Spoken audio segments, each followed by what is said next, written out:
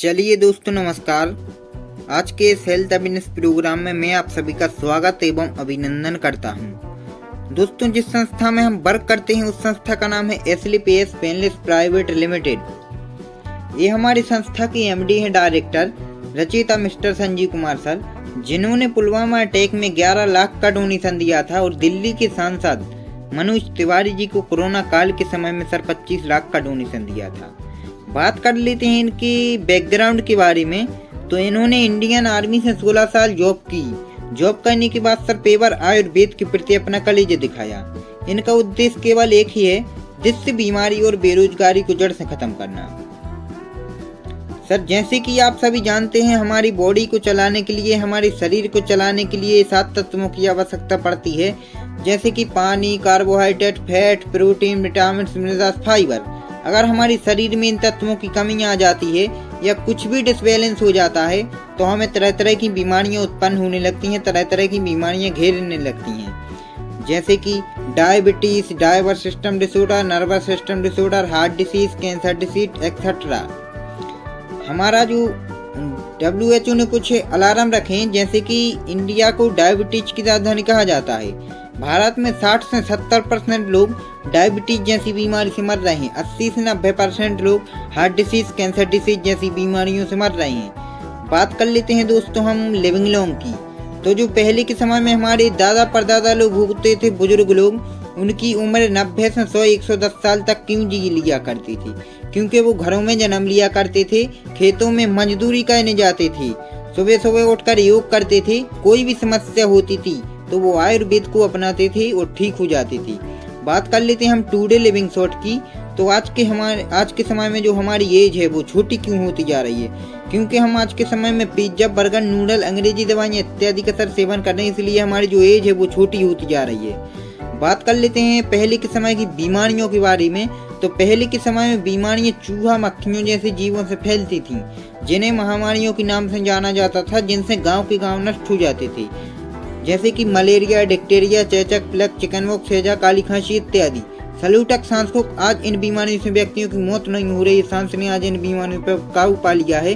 Present में जिन बीमारियों से व्यक्तियों की मौत हो रही है, जैसे कि ऑस्टियोपोरोसिस, दमा, मधुमेह, दोहरा कैंसर, हाइपोटेंशन, हृदय रोग, गठिया, मोटापा, भूख न लगने की बीमारी, इन सभी बीमारियों से व्यक्तियों की मौत हो रही है। बात कर लेते हैं बॉटम। आज के समय में हमारे साथ क्या गलत हो रहा है? आज के समय में हमारे साथ क्या गलत हुआ? हमारे जो पहले के समय में दादा परदादा लोग, बुजुर्ग लोग हुआ करते थे, वो प्रकृति से बनाया हुआ फल, फ्रूट, हरी साग सब्जियों का सेवन करते थे। आज के समय में हम क्या कर रहे हैं? 3 से 6 महीने निकल जा रहे हैं, पिज्जा, बर्गर, नूडल, अंग्रेजी दवाइयाँ इत्यादि का सेवन कर रहे हैं। बात कर लेते हैं यहाँ पर हम कुकिंग मेथड की। तो जो आज के समय में खाना बनाने की विधि है वो बिल्कुल चेंज हो चुकी है। जैसे कि पहले के समय में हम खाना बनाने की बात करें तो हमारी जो माताएं बहनें होती थीं वो 1 से 1.5 घंटे में चूल्हे पर खाना पकाती थीं। उससे हमें अच्छे पोषक तत्व भी मिल जाते थे और खाना भी अच्छा पकता था, अच्छी विटामिन की मात्रा भी मिल जाती थी। आज के समय में क्या हो रहा है? 10 से 15 मिनट में चूल्हे पर खाना पक रहा है, गैस पर खाना पक रहा है, वह खाना पक नहीं रहा है, वह खाना बॉयल हो रहा है, जिसके कारण से हमें अच्छे पोषक तत्व नहीं मिल पा रहे हैं, भरपूर पोषक तत्व, विटामिन नहीं मिल पा रहे हैं, जिससे हमें तरह तरह की बीमारियां उत्पन्न हो रही हैं। बात कर लेते हैं हम यहाँ पर किसान की। तो यहाँ पर किसान की मजबूरी बन गई है, जब तक वह खेत में केमिकल का छिड़काव नहीं कर देता तब तक वह उच्चतम गुणवत्ता वाली फसल पैदावार नहीं कर पाता। जाहिर सी बात है किसान की मजबूरी है सर खेत में केमिकल का छिड़काव करने की, यानी गेहूं पर, सब्जियों पर, फसलों पर केमिकल का छिड़काव करने की। तो कहीं ना कहीं हम भी एक केमिकल का ही सेवन कर रहे हैं, क्योंकि किसान की मजबूरी बन गई है, खेत में वह केमिकल का छिड़काव कर रहा है सब्जियों पर, फसलों पर, तो वही साग सब्जियां, फसलें हम भी खा रहे हैं, इसलिए हम भी कहीं ना कहीं केमिकल का ही आज के समय में सेवन कर रहे हैं। बात कर लेते हैं कोल्ड ड्रिंक की दोस्तों।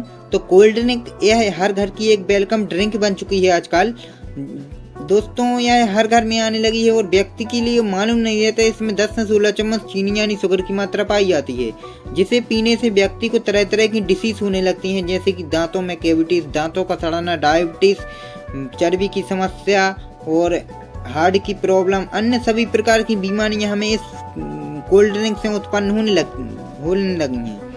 बात कर लेते हैं दोस्तों हम पिज्जा, बर्गर, केक की।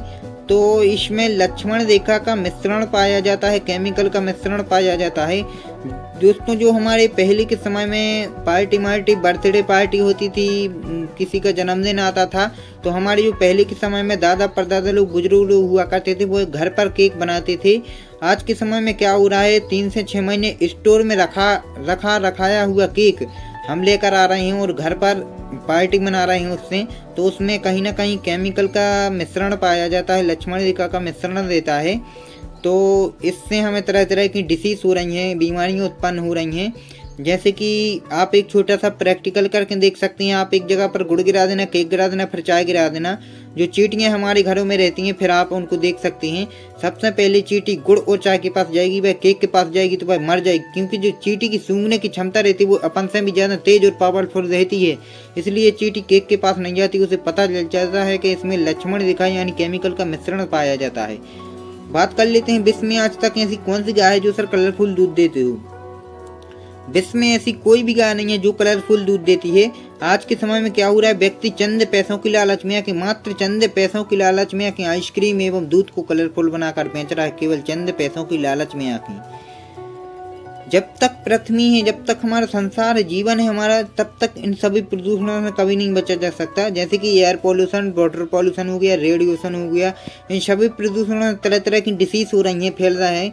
जैसे कि हार्ट की प्रॉब्लम, डायबिटीज़ की प्रॉब्लम, चर्बी की प्रॉब्लम, किडनी की प्रॉब्लम, हार्ट डिसीज, अर्थराइटिस की प्रॉब्लम, गठियावात की प्रॉब्लम, हड्डियों का कमजोर होना, लीवर की संबंधित गायनो प्रॉब्लम, कैंसर की प्रॉब्लम, तरह तरह की डिसीज हो रही हैं, तरह तरह की बीमारियां उत्पन्न हो रही हैं, तरह तरह की बीमारियां फैल रही हैं। बात कर लेते हैं हम हेल्थ वेल्थ, हमारा जो उच्चतम स्वास्थ्य सर उसे कैसे वापस लाया जाए। हमें उच्चतम स्वास्थ्य वापस लाने के लिए पहले की ओर को अपनाना पड़ेगा, पहले के ज़माने में जाना पड़ेगा, तभी हम हमारा उच्चतम स्वास्थ्य एवं खुशहाल जीवन